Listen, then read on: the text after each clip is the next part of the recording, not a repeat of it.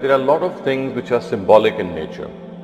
If you try to understand them per se, you will perhaps not be able to gauge the essence and the wisdom behind those things. But if you look at those things as symbolic realities, you'll find that there is a lot of things that can be understood. Thus, let me give you an example. The flag of our country is just a piece of cloth, isn't it? But it's not just a piece of cloth. It has a deep symbolic significance. It's like something which unifies us as citizens of a country. We pay a lot of reverence. We feel for that flag. We would not like to fall it to the ground. And of course, there are so many things which are attached to the flag, although it's just a piece of cloth. So you see, it has a symbolic importance. It signifies the unity of a nation. It represents a nation in a small sphere.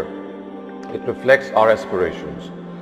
In a very similar way, the national anthem that we have, all countries have a national anthem. Now that national anthem is like again a symbolic thing which encompasses the spirit of being together as citizens of a country who vouch and who aspire for the fact that they would like to protect their country from harm, and they would like to do all that is good for its development and betterment. So you see, these are symbolic things, and if you start analyzing these symbolic things in crude ways of logic, you'll end up mystified, because they themselves are nothing. They actually signify a certain reality which is behind them. And the case of animal sacrifice on Eid is no different. It's very similar. It is a symbolic thing.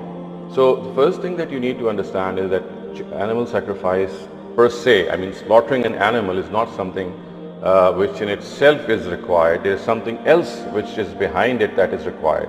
Just as a piece of cloth, it's not, our flag is just not a piece of cloth. It has something behind that sentiment which is expressed in that piece of cloth which becomes our flag.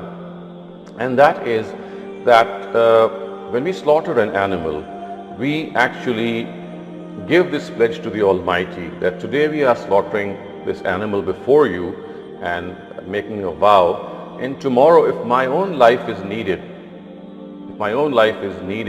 to protect my religion, to protect the bloodshed, to protect people who are persecuted in the name of religion, who are put to a lot of tests in the name of religion, and if I am required for their defense, I'll be there. So it's basically a vow. It's basically a symbolic representation that today I'm sacrificing this animal, slaughtering it in lieu of my own life. If tomorrow that is required, I'll not withhold it. So you see, this is the symbolism in animal sacrifice. And if you understand this symbolism, another thing will become very apparent. And that is that it is irreplaceable.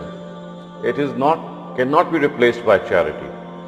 Because you see, people mostly think that animal sacrifice is basically done in order to distribute the meat of that sacrificed animal amongst relatives or amongst those who are needy. This is not the case. Had this been the case, of course, animal sacrifice could have been easily replaced by charity, because at times it is more beneficial to the recipient. So charity per se is meant to help people. It is something which is itself a worship ritual. Animal sacrifice is something which is not primarily done to help people. The meat that is the result of that sacrifice is a byproduct. It can be used by your own self, by your friends, or it can be distributed amongst other people. So if this is gauged properly, you'll be able to understand that animal sacrifice is in itself an independent worship ritual.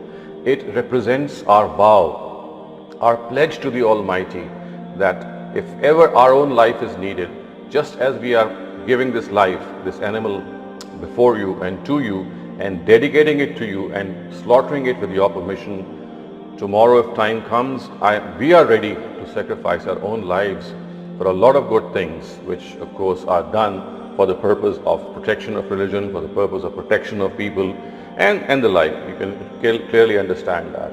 So if this is understood, you can see that how important a worship ritual animal sacrifice is. But in spite of this importance, you have to understand that it is still an optional worship ritual. And if there is, for example, times like today, they do exist in other times as well, that when perhaps people are dying or they need help or they are really pushed in their lives, then maybe the money that you have saved up for animal sacrifice can even be used for that purpose. But then you have to be clear that you're not replacing animal sacrifice by charity. You're actually spending that money on another cause which became very important during those days. And you must always think that the two rituals, charity and animal sacrifice, they are absolutely independent from one another. Both have their own significance, and therefore they must not be confused with one another. So this is a very important distinction that must be made, and if you don't make this distinction, you end up thinking that perhaps slaughtering an animal is merely for the purpose of distributing meat. It is precisely to this aspect which the Almighty has referred to in the Quran when it says, لَن يَنَالَ اللَّهَ لُحُومُهَا وَلَا دِمَاؤُهَا وَلَكِنْ يَنَالُهُ التَّقْوَى مِنْكُمْ, which means that the blood and the meat of the animal does not reach God. That's not the purpose. Spilling the blood of that animal or consuming the meat of the animal is not the purpose. But the purpose is the taqwa, is the intent that you have in your heart, and which is that God, I'm ready to sacrifice my own life whenever the need comes, whenever the time comes. So you need to understand that as far as animal sacrifice on Eid is concerned, first it should be understood that it's an optional worship ritual. It's not mandatory.